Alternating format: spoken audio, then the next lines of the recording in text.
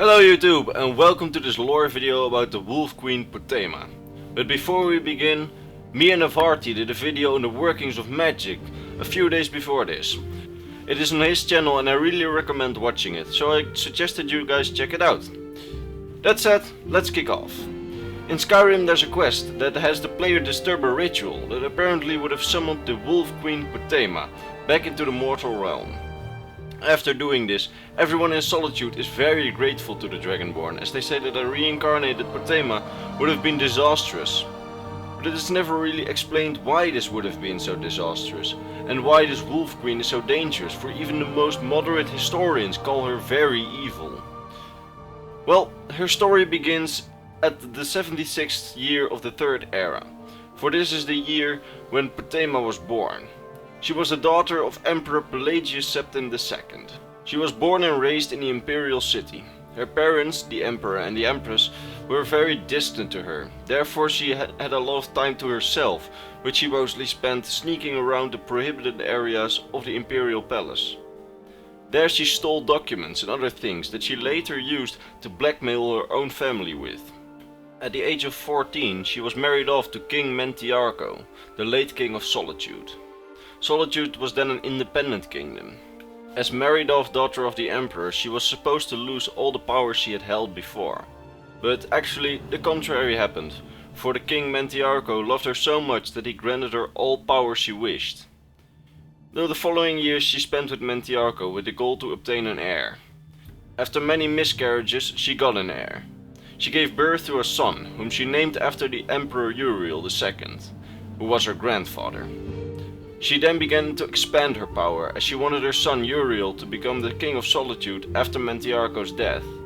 This, however, would prove a challenge, since King Mentiarco had already a child from an earlier marriage. This, well, obviously did not stop Queen Potema.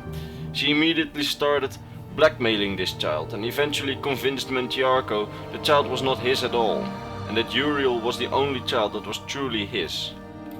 This resulted in Uriel, her son, becoming the heir to the throne of Solitude. But Solitude was not enough for Potema. Oh no, Solitude was merely a stepping stone. She wanted it all of Tamriel. When her father died, she tried to blackmail her brother by challenging him to be a bastard son. But this was mostly ignored by everyone, and she was then sent back by her brother to Solitude. That spring, however, King Mentiarco died, and Uriel became the ruler of Solitude. Potema and Uriel then immediately started their plans to take over the empire.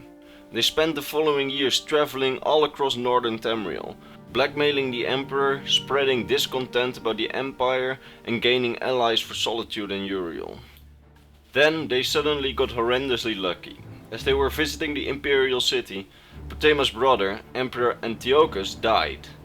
She immediately used this opportunity to blackmail his daughter Kintura, so that her son Uriel could become the emperor. But this time she was again ignored and sent back to Solitude. She was now even more furious than last time. She started assembling troops and made Uriel launch an attack on the empire.